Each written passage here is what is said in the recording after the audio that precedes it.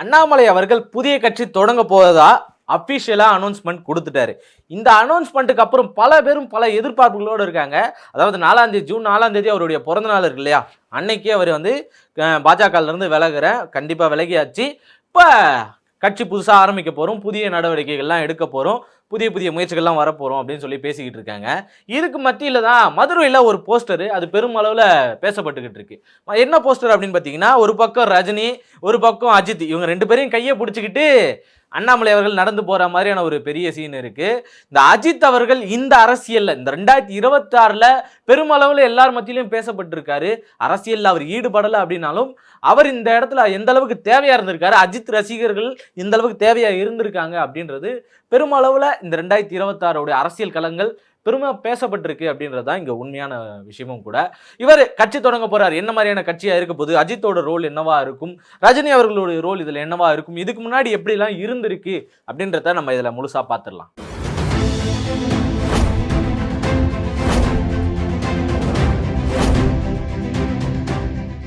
வணக்கம் அன்பு தமிழ் சொந்தங்களே. அதாவது அண்ணாமலை அவர்கள் நேற்றைய தினமே சொல்லியிருந்தாரு, இணையத்தின் மூலமா எல்லாரும் வந்து இணைங்க அப்படின்னு சொல்லியிருந்தார் இல்லையா. இந்த புதிய கட்சி தொடக்கம், அதை பத்தின விவரங்கள், இதுல அவர் கொடுத்த சில இன்ஃபர்மேஷன்ஸ் படி இன்னைக்கு இணையதளத்துல இணைந்தவங்க யாரு அப்படின்னு பாத்தீங்கன்னா, கிட்டத்தட்ட ஒரு நாள்லயே 2 லட்சம் பேர், கிட்டத்தட்ட 2 லட்சம் பேர் இணைஞ்சிருக்காங்க. அப்படின்னா அண்ணாமலையோட தாக்கம் இந்த இடத்துல எப்படி இருந்திருக்கு, எப்பேற்பட்ட தலைவரை வந்து பாஜக இழந்திருக்கு அப்படின்றதுக்கு மிகப்பெரிய உதாரணமா அவர் தான் பவரை காட்டிட்டாருப்பா அண்ணாமலை அப்படின்றது இப்பவே வந்து வெளியே தெரிய வந்திருக்கு. உடனுக்குடனே ஒரு இளம் தலைமுறையா வரக்கூடிய ஒருத்தரா இருக்காரு, அவர் தான் அடுத்த தலைமுறை பாஜகவை வேற லெவலில் கொண்டு போக போறாரு, பாஜகவுடைய எண்ணங்களும் பாஜகவுடைய ஐடியாலஜியும் இவருடைய ஐடியாலஜியும் ஒத்து போறதுனால இருந்திருக்காரு அப்படின்றது எல்லாருக்குமே தெரிஞ்ச ஒரு விஷயம் தான். ஆனா கடந்த 18 மாசமாவே வந்து பாத்தீங்கன்னா பாஜக கூட இவருக்கு ஒரு பெரும் பிரச்சனைகள் இருந்துட்டு இருக்கிறதாவும் அவர் இதுல சொல்லியிருக்காரு. அப்படி 18 மாசமா என்ன பிரச்சனைகள் இருந்திருக்கு, இதுல இடையில வேற அவர் கேட்டதுக்கு என்ன அப்படின்னு பாத்தீங்கன்னா, எப்போ நயினார் நாகேந்திரன் உட்கார வச்சாங்களோ அதுல இருந்து பிரச்சனை அப்படின்றது எல்லாருக்கும் தெரிஞ்ச ஒரு விஷயம் தான். 2019 இவர் IPS இருந்ததெல்லாம் விட்டுட்டு வந்து பாஜக கூட இணைய போறாரு அப்படின்னு தெரிஞ்சது, பாஜக கூட இணைஞ்சாரு அப்படின்றதுலாம் எல்லாருமே தெரிஞ்ச ஒரு விஷயம் தான். 2020 ரஜினி கட்சி ஆரம்பிக்க போறாரு அப்படின்னு தெரிஞ்ச உடனேவும் பல பேரும் எதிர்பார்த்தாங்க. என்ன அப்படின்னு பார்த்தீங்கன்னா, அண்ணாமலை அவர் கூட இருக்கிறதுக்கு ரஜினி அவர்களே அழைப்பு விடுத்திருக்காரு, வாங்க கூட வந்து வேலை பண்ணுங்கன்னு கொடுத்துருக்காரு. இல்லை, நான் என் தலைமை வேற, நான் அந்த பக்கம் இருந்தால் நான் ஒர்க் பண்ண போறேன்றத ரொம்ப தெளிவாக ரஜினி அவர்கள்கிட்டே சொல்லியிருக்காரு. அதுக்கப்புறமும் கூட ரஜினி அவர்கள் கூப்பிட்டு பாராட்டுறது, அவருடைய வேலைகளை பாராட்டுறது, இது எல்லாமே தொடர்ந்து இருந்துகிட்டு இருக்கு. அப்போ ரஜினி கட்சி ஆரம்பிச்சிருந்தாருன்னா மேபி இன்னைக்கு அண்ணாமலை அவர்கள் ரஜினியோட சேர்ந்து பெரும் பயணத்தில் இருந்திருப்பாரோ அப்படின்றது பெரும் எதிர்பார்ப்புகளாக நம்ம பார்த்துக்கிட்டு தான் இருக்கும். அண்ணாமலை அவர்களுடைய பாதை எந்த மாதிரி இருந்திருக்கு அப்படின்னு சொல்லி கடந்த காலங்களில் பார்த்தீங்க அப்படின்னா, இதுவரைக்கும் அவர் வகுத்த பாதைகள் முழுக்க பிரஸ் மீட்டை பார்க்கறதுக்கு ஒருத்தர் பயந்துட்டே உட்காந்துருக்காருல, இன்னைக்கு பிரஸ் மீட்டாலேயே வளர்ந்தவர் தான் இன்னைக்கு அண்ணாமலை அவர்கள். எந்த பிரஸ்ஸாக இருந்தாலும் யாராக இருந்தாலும் டெய்லி போய் பார்த்துடுறது, எந்த சம்பவமாக இருந்தாலும் பிரஸ் மீட்டை போய் பார்த்து பிரஸ்ஸை பார்த்து பேசுறது, மக்களோட ஒரு தொடர்பில் இருந்தார் அப்படின்னா அண்ணாமலை கண்டிப்பாக இருந்திருக்காரு, முழுக்க இருந்திருக்காரு. ஏகப்பட்ட அந்த IPS ஆஃபீஸராக ஒர்க் பண்ணதுனால ஏகப்பட்ட டேட்டா சோர்சஸ் அவர்கிட்ட இருந்திருக்கு. இதுக்கு முன்னாடியே ஒரு வாட்டி என்ன பண்ணியிருக்காரு அப்படின்னு பார்த்தீங்கன்னா, திமுக மேலே ஒரு பெரும் குற்றச்சாட்டுகள் இருக்குன்னு சொல்லி ஒரு பொட்டி நிறைய எடுத்துன்னு போய் ஆளுநர் RN ரவி இருந்தார், அப்போ அவர்கிட்ட போய் சில வழக்குகள்லாம் கொடுக்குறேன், இவங்க இவ்வளோ ஊழல் பண்ணியிருக்காங்கன்னு ஒரு பொட்டி நிறைய எடுத்துகிட்டு போனார். ஆனால் இது வரைக்கும் நிரூபிக்கப்படலை அப்படின்றதான் நிதர்சனமான உண்மை. அண்ணாமலை இப்போ தனியாக வந்ததுக்கான காரணம் என்ன அப்படின்னு பார்த்தீங்கன்னா, அவருக்கு கோபம் இருக்குதுப்பா, பாஜகல எனக்கு சரியான அங்கீகாரம் கிடைக்கல, பாஜகவை நான் எடுத்துன்னு போய் மொத்த இடத்துலையும் சேர்த்தேன், எனக்கு அங்கீகாரம் கொடுக்கவே இல்லை, அந்த கொடுக்காததோடைய விளைவு தான் இன்னைக்கு நான் அங்கிருந்து வெளியே வரேன். 18 மாசமா எனக்கு அவங்க கிட்ட பிரச்சனை இருந்துச்சு, நான் முன்னாடியே சொல்லிட்டேன், என் பாதை வேறையா இருக்குது, நான் தனியாக போகிறேன் அப்படின்றத சொல்லிட்டு தான் இப்போ வந்திருக்காரு. பிறந்த நாளைக்காக போய் அமித்ஷா இவங்கெல்லாம் பார்த்துட்டு வந்திருக்காருல, பார்க்கும் போதே அப்பா செட் ஆகாது, நான் விளைக்கிறேன் அப்படின்ற ஒரு நோக்கில் அவர் அங்கேருந்து விலகி வந்திருக்காரு அப்படின்றது தெரியுது. இதில் இளைஞர்கள் மத்தியில் பெரும் எழுச்சி, இளைஞர்கள் பல பேரை வந்து இவர் நம்பிக்கைக்குரிய ஒருத்தராக மாறி இருக்காரு, இளைஞர்களுக்கு இவர் தான் பெரும் நம்பிக்கையாக இருந்திருக்காரு அப்படின்றதும் நம்ம பார்க்க வேண்டியதாக இருக்குது. இதுக்கிடையில் இந்த தேர்தல் நடந்துச்சு, அப்போ இவரை வந்து நிற்க வைக்கவே இல்லை, ஒரு போட்டியே இடல தேர்தலில் அப்படின்றது எல்லாருக்குமே தெரிய வந்த ஒரு விஷயம்தான். அந்த நேரத்திலே அண்ணாமலையோட ஆதரவாளர்கள் எல்லாருமே என்ன பண்ணியிருக்காங்க அப்படின்னு பார்த்தீங்கன்னா, அவர் கண்டிப்பாக போட்டியிடணும், அவர் கேட்குற தொகுதியில் கொடுக்கணும் அப்படின்னு சொல்லி ஒரு பக்கம் கேட்டிருக்காரு. என்ன கேட்டிருக்காருன்னா, கோயம்புத்தூர் வடக்கு கேட்டிருக்காரு. ஆனால் அங்கே வேற ஒருத்தவங்க நின்னதுனால, எல்லாருக்கும் தெரிஞ்ச ஒரு பிரபலமான ஒருத்தவங்க நின்னதுனால அவங்க தான் அங்கே இருக்கணும் அப்படின்னு சொல்லியிருக்காங்க. பட் போட்டிட்டவங்க தோல்வி அடைஞ்சிருக்காங்க. மேபி அண்ணாமலை நின்று இருந்தால் ஜெயிக்கிறதுக்கான வாய்ப்பு இருந்திருக்குமோ என்னவோ, யாருக்கு தெரியும். இப்படி நம்ம எதிர்பார்த்தாலும் இன்னொரு பக்கம் இன்னைக்கு விஜய் அவர்களுடைய அலை பெருமளவில் வந்து பெருமளவுல இருந்திருக்கு. அதுதான் வெற்றி பெற செஞ்சிருக்கு. அதனால இவங்க ஜெயிச்சிருக்கவும் வாய்ப்பு கம்மி தான் அப்படின்றது நம்ம எல்லாருமே எதிர்பார்த்த ஒண்ணுதான். அதே மாரி தான் நயனா நாகேந்திரன் மேல இருந்த ஒரு கோபம். சரி, இவங்க எம்பி பதவியாச்சும் இவருக்கு குடுத்துருவாங்க அப்படின்னு சொல்லி எல்லாரும் எதிர்பார்த்தாங்க. எல்முருகனுக்கு எப்படி குடுத்தாங்களோ, ஒரு உயர்நிலை எம்பி பதவி எப்படி குடுத்தாங்களோ, அந்த மாதிரி நமக்கும் குடுத்துருவாங்கன்ற ஒரு எதிர்பார்ப்புல அண்ணாமலை அவர்கள் இருந்திருக்காரு. அதுக்காக போராடியும் இருக்காரு. ஆனா அந்த ஒரு சூழலும் இங்க நடக்கல. ஏன்னா பெரும் செய்திகள் நெறைய பரவப்பட்டுச்சு. அண்ணாமலைக்கு ஜூன் மாசத்துல எம்பி பதவி குடுத்துருவாங்க அப்படின்னு தான் எல்லாரும் எதிர்பார்த்தாங்க. ஆனா அப்படி எதிர்பார்த்தது எதுவும் இவர் பேச்சுவார்த்தை அங்க சரிபடலையோ என்னவோ, குடுக்குறீங்களா இல்லையா நான் கிளம்புறேன்ற பேர்ல இன்னைக்கு கிளம்பிட்டாரு. தனி கட்சி ஆரம்பிக்க போறாரு. முழுக்க மாற்றுப்பாதை தான், கலாச்சார பாதுகாப்பு தான், தமிழ் மொழியை வளர்க்கிறது தான் இவருடைய முழு நோக்கம் அப்படின்னு சொல்லியிருக்காரு.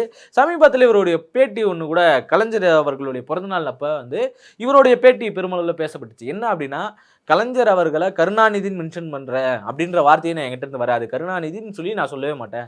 அவரை நான் கலைஞர்னு தான் சொல்லுவேன் அப்படின்னு சொல்லி அவருடைய அரசியல் பார்வை, தெளிவான பார்வைகளும் அந்த இடத்துல இருந்திருக்கு. அவர் எப்படி முன்னாடி இருந்தவங்களுக்கு எப்படி மதிப்பு கொடுக்குறாரு, உழைச்சவங்களுக்கு எந்த அளவுக்கு மதிப்பு கொடுத்துருக்காரு அப்படின்றதையும் நம்ம பெருமளவில் இங்க பார்த்துருக்கோம். அவர் பாராட்டியும் இருக்காருன்றது நிதர்சனமான உண்மை. அது மாற்று கருத்தே கிடையாத ஒண்ணு. ஆனா அண்ணாமலையோட செயல்பாடுகள் எப்படி இருந்திருக்கு அப்படின்னு நம்ம பார்த்தோம் அப்படின்னா, ஜாட்டி எடுத்து அடிச்சுக்கிறது, இப்படியான வேலைகள்ல தான் அவர் நிறைய ஈடுபட்டிருக்காரு. அது மட்டும் இல்லாம திருப்பரங்குன்றத்துல கண்டிப்பா விளக்கேத்தணுன்றதுல இவரும் முற்பட்ட ஒரு ஆள் தான். எங்க இருந்து இவரு வேறு பாதைக்கு போறேன்றது மக்கள் மத்தியிலையும் உறுதிப்படுத்தினாரு அப்படின்னு பார்த்தீங்கன்னா, இந்த மும்மொழி கொள்கைக்கு எதிரா பேசுறது தான். நீட் தேர்வுலாம் கண்டிப்பா வேணும். அதனால தான் இங்க பல முன்னேற்றங்கள் நடந்திருக்கு அப்படின்னு சொல்லியிருக்காரு. எத்தனை போலி டாக்டர்களை ஒழிச்சாங்க அப்படின்னு டேட்டா பேஸ் எடுத்தோம்னா இன்னைக்கு கிடையாது. அந்த டேட்டா பேஸே கிடையாது. நீட் தேர்வை ஒழுங்கா நடத்தியிருக்காங்களா அப்படின்னு சொல்லி மத்திய அரசு நடத்தியிருக்கான்னு சொல்லி கேட்டீங்கன்னா, கண்டிப்பா நடத்தல. சமீபத்துல நடந்த நீட் தேர்வுல கூட தேர்வே ரத்து, நடந்த தேர்வே வந்து ரத்து அப்படின்ற மாதிரி சொல்லிட்டாங்க. காரணம் என்ன அப்படின்னா, லீக் ஆயிருக்கு, கொஸ்டின் பேப்பர் லீக் ஆயிருக்கு. எத்தனை பேர் லீக் ஆயிருக்கு என்னன்னு தெரியல. ஒரு தேர்வை கூட ஒழுங்கா நடத்த துப்பில்லாத அரசாதான் மத்திய அரசு இருந்துகிட்டு இருக்கு. இப்ப அதனோட வெளிப்பாடுகள் நம்ம எல்லாம் தொடர்ந்து பார்த்துட்டு இருக்கோம். அதோட வெளிப்பாடுகள்ல எல்லாரும் போராட்டம் பண்ணிக்கிட்டு இருக்காங்க, பல பேர் பேசிக்கிட்டு இருக்காங்க. இங்க இருக்கக்கூடிய அண்ணன் விஜய் அவர்களும் பெருமளவுல பேசினாரான்னு கேட்டீங்கன்னா, முதல்வராக இருக்கக்கூடியவர் கண்டிப்பா பேசி இருக்கணும்.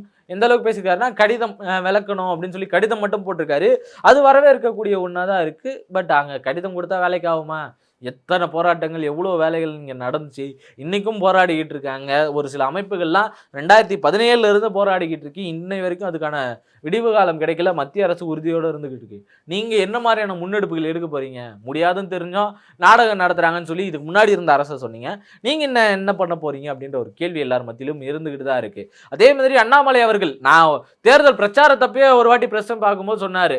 என்ன சொல்லியிருந்தார் அப்படின்னு பார்த்தீங்கன்னா, நான் இது வரைக்கும் விஜய் அவர்களை அடிக்க ஆரம்பிக்கல, அடிச்சனா அவர் தாங்க மாட்டாரு பாத்துங்க அப்படின்ற மாதிரி தான் அப்பவே சொல்லியிருந்தாரு. இப்ப அதனுடைய வெளிப்பாடுகள் எல்லாத்தையும் இவர் தனி கட்சி ஆரம்பிச்சு கிட்டத்தட்ட இப்ப ஒரு நாள்லயே வந்து பாத்தீங்கன்னா 2 லட்சம் பேர் இணையத்துல இணைஞ்சிருக்காங்க அப்படின்றது எல்லாருக்குமே தெரிஞ்ச ஒரு விஷயமா இருக்கு. இவருடைய வளர்ச்சி எந்த மாதிரியான வளர்ச்சியா போக போகுது, என்ன மாதிரி கலாச்சாரங்களை கொண்டு வர போறாரு, எந்த மாதிரியான கொள்கைகள் வைக்க போறாரு, கட்சிக்கு என்ன பேர் வைக்க போறாரு அப்படின்றது பெருமளவுல பார்த்துட்டு இருப்போம். இதுல மதுரையில ஒட்டின போஸ்டர் தான் ஒரு பக்கம். அஜித் அவர்கள் எந்த அளவுக்கு இங்க பார்ட்டிசிபேட் பண்ணியிருக்காருன்றது எல்லாருக்குமே தெரிஞ்ச ஒரு விஷயமா இருக்கட்டும். ஒரு பக்கம் எடப்பாடி, ஒரு பக்கம் விஜய் ரசிகர்கள், ஒரு பக்கம் திமுகல இருந்து இப்படி எல்லார் சைட்லயுமே வந்து பாத்தீங்கன்னா அஜித் ரசிகர்கள் நமக்கு ஓட்டு இருக்கு, அஜித் அவர்களுடைய ரசிகர்களுடைய ஓட்டு நமக்கு இருக்கு அப்படின்னு சொல்லி விஜய்க்கு ஆப்போசிட்டா இருக்கக்கூடிய ஓட்டுகள் எல்லாத்தையும், ஆப்போசிட்டா இருக்கக்கூடிய ரசிகர்களை எல்லாரையும் கவர் பண்ணும் அப்படின்னு சொல்லி அஜித் இந்த எலெக்ஷன்ல பெருமளவுல ரோல் பண்ணியிருக்காரு அப்படின்றது தெரிஞ்சதுதான். நம்ம முன்னாடியே ரஜினி அவர்கள் சொன்ன மாதிரி தான் அவர் வந்து 2020 கட்சி தொடங்க போறதா இருந்தாரு. அப்படி கட்சி தொடங்கும் போதே வந்து பாத்தீங்கன்னா இவரை அழைப்பு விடுத்திருக்காரு அண்ணாமலை அவர்களுக்கு. இல்ல நான் வந்து பாஜகவோட இருந்து தான் வேலை செய்ய போறேன் அப்படின்றத தெளிவா எடுத்து சொல்லிட்டு இருக்காரு.